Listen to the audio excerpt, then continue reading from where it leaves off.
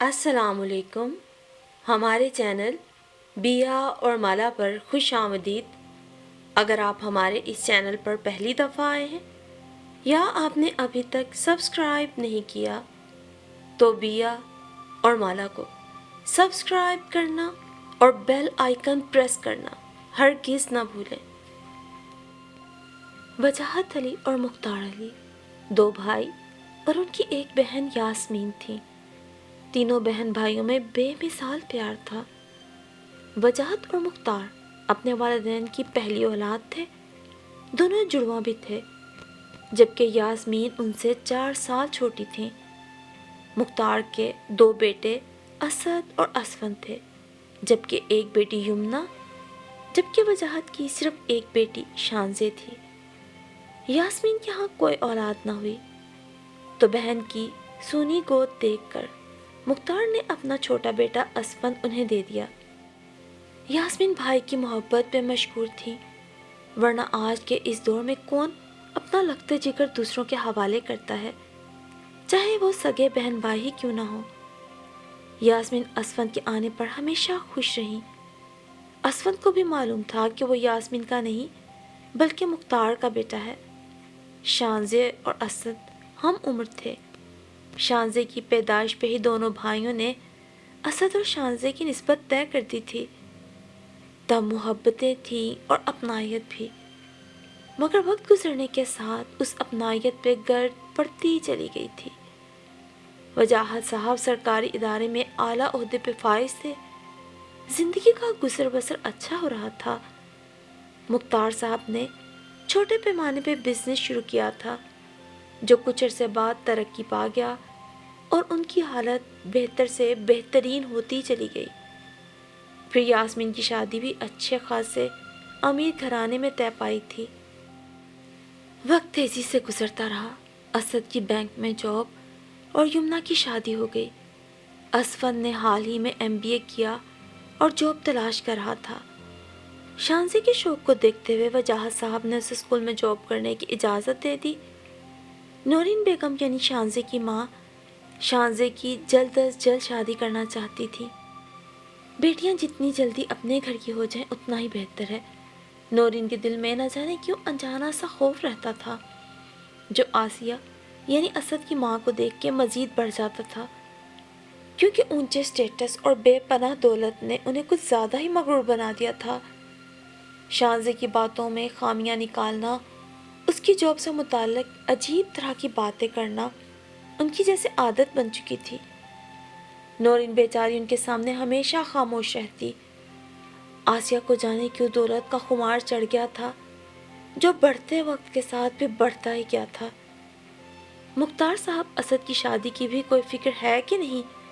ایک روز آسیہ کے کہنے پہ ان کے چہرے پہ ہلکی سی مسکراہٹ نمودار ہوئی.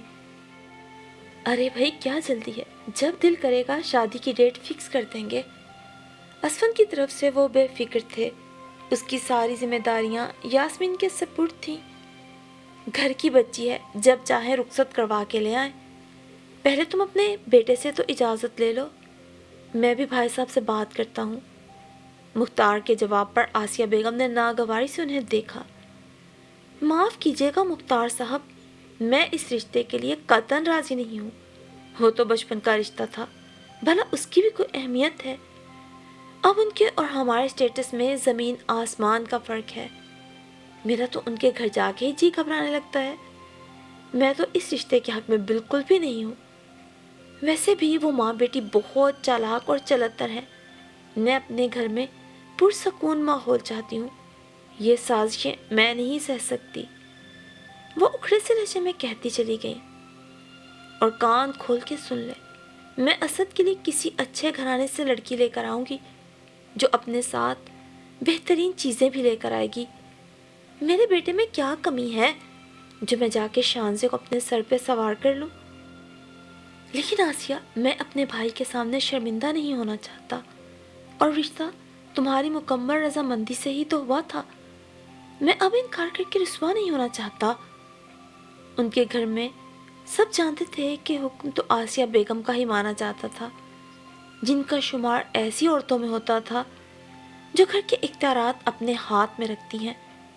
اور پھر دنیا کے سامنے کچھ ایسا مظاہرہ کرتی ہیں کہ جیسے مکمل شوہر کی فرما بردار ہوں. لیکن بھلا انسان کی فطرت کبھی چھپی ہے؟ سبھی جانتے تھے کہ آسیہ کیسی خاتون ہے. ان کا فیصلہ ہی گھر کے لیے اول اور آخر ہوتا تھا. بہرحال فیصلہ جو اسد چاہے گا آپ کو وہی کرنا پڑے گا، وہ کہتے ہوئے کمرے سے باہر چلی گئی، جبکہ مختار نے سر تکیے سے ٹکا کے آنکھیں موند لی.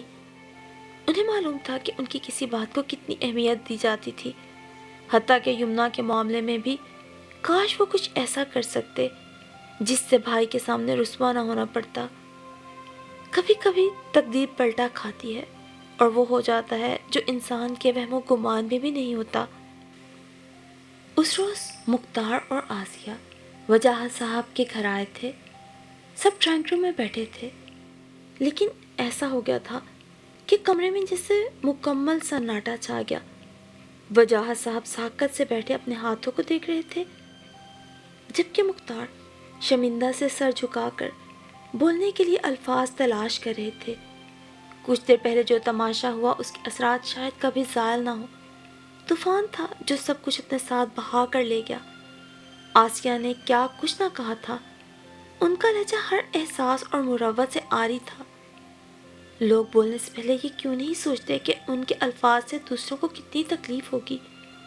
ان کے منہ سے نکلے نفرت زدہ لفظ دوسروں کی روح کو زخمی کر دیں گے. وجاہت سب کچھ سہ سکتے تھے، مگر کوئی ان کی بیٹی کے کردار پہ انگلی اٹھائے یہ انہیں گوارا نہ تھا.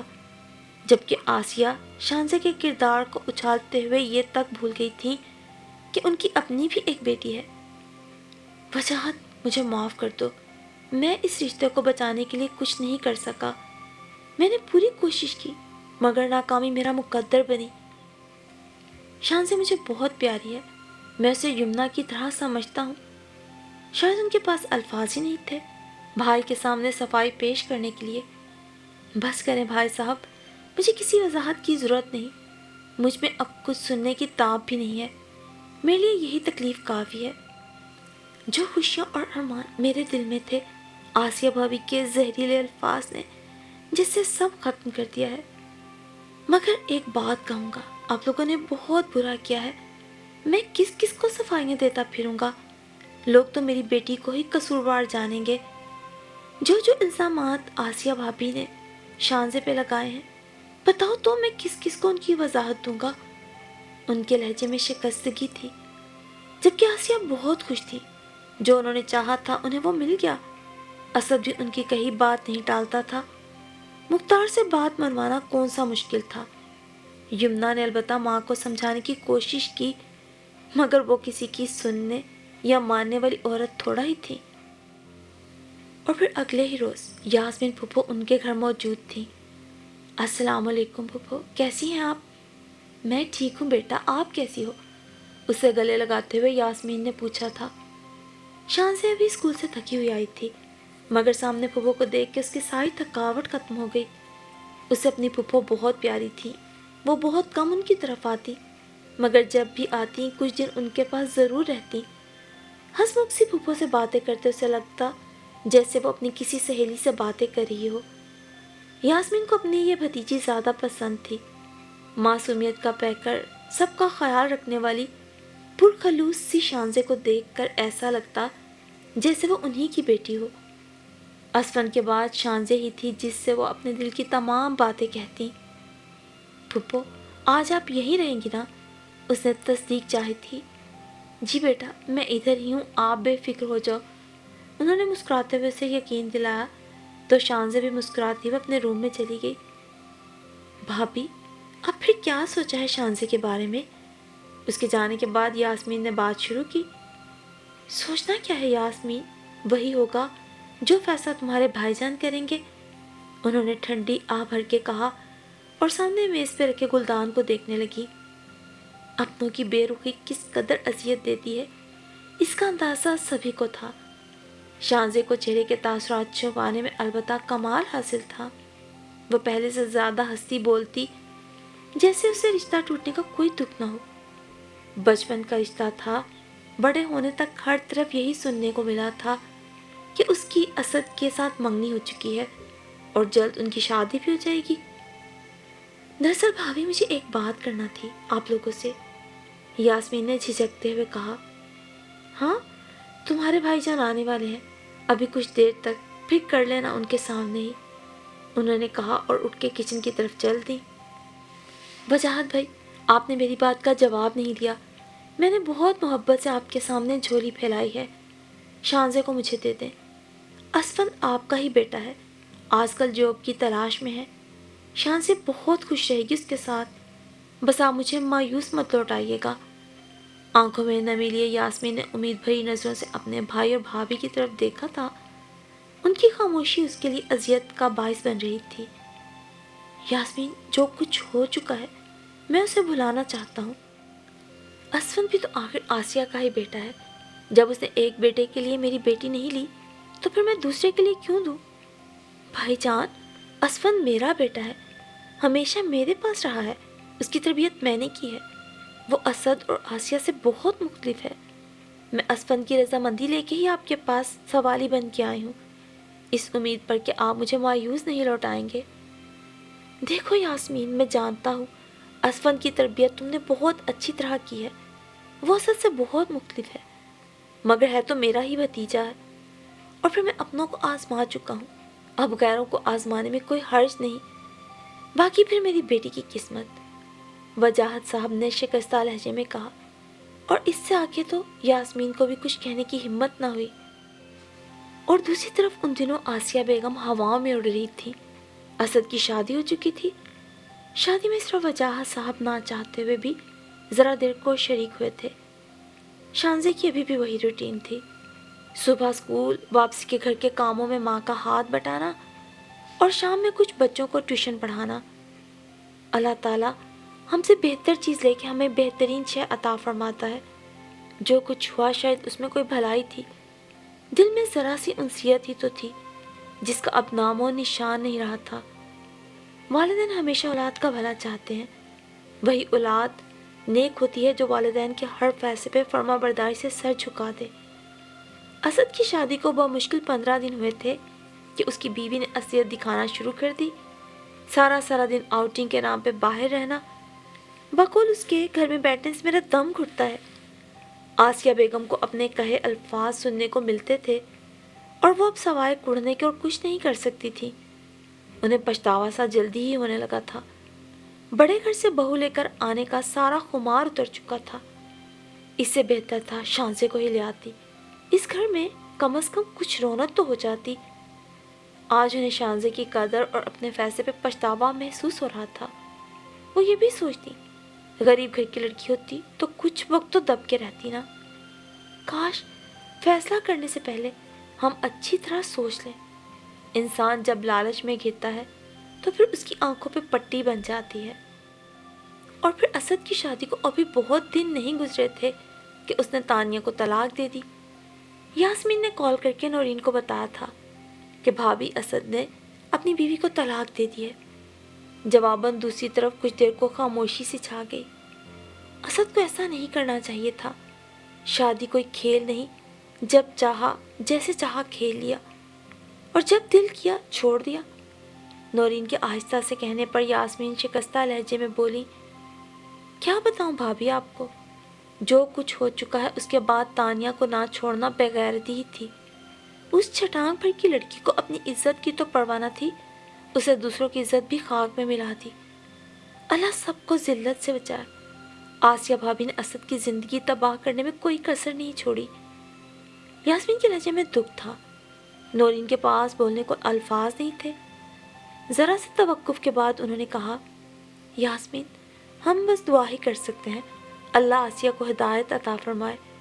مجھے تو رہ رہ کے یمنا کی فکر ہوتی ہے، پتہ نہیں وہ اپنے گھر میں خوش ہے بھی کہ نہیں، کبھی کبھار لمحہ بھر کو آتی ہے اور جلدی سے واپس چلی جاتی ہے۔ نورین کو ابھی بھی ان کی فکر کھائے جا رہی تھی۔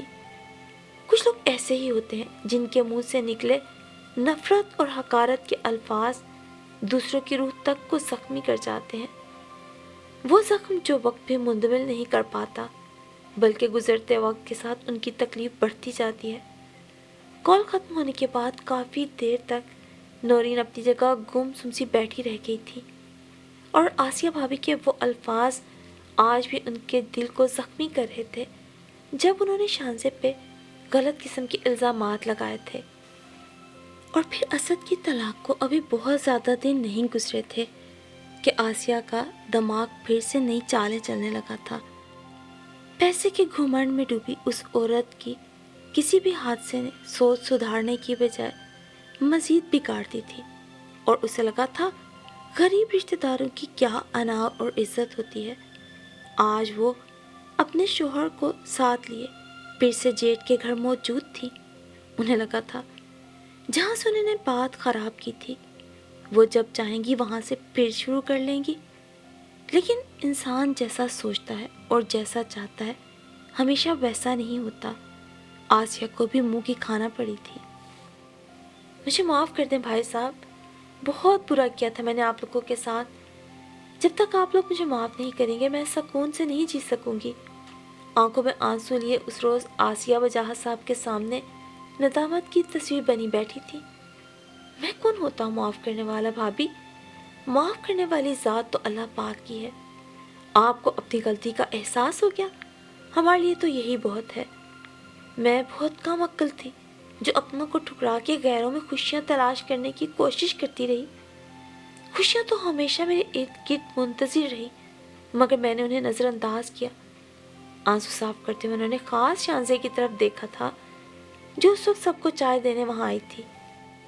कुछ अर्सा पहले वो ज़बरदस्ती मुख्तार को अपने साथ इनकार करने के लिए यहाँ लेकर आई थी और आज ज़बरदस्ती माफ़ी मांगने और असद के लिए शांजे का दोबारा रिश्ता मांगने के लिए आई थी। नौरीन, शांजे पहले भी मेरी बेटी थी और अब भी। जो कुछ नादानी में हो चुका वो भूल जाएं। आसिया बेगम ने लहजे में बशाशत लाते हुए बहुत उम्मीद से देखा तो नौरीन जैसे अपनी जगह शॉक्ड रह गई। क्या भूल जाना इतना आसान है आसिया? जो जख्म तुमने हमें दिए अब उन पे नमक छिड़कने के लिए आई हो? नौरीन के गुस्से से कहने पर वजाहत साहब ने उनके कंधे पे हाथ रख के चुप रहने का इशारा किया। वजाहत, आखिरी फैसला तुम्हारा होगा और देखो जो तुम कहोगे ना वो मुझे दिलो जान से कबूल होगा। चाहे तो तुम इकरार करो या इनकार, पर यह बात याद रखना शांजे मुझे बहुत अजीज है। मेरी दुआ है वो हमेशा खुश रहे। मुख्तार साहब ने बड़ी मतानत से सूरत हाल को संभालते हुए अपने भाई वजाहत से कहा और बेगम को इशारा करके जाने के लिए उठ खड़े हुए।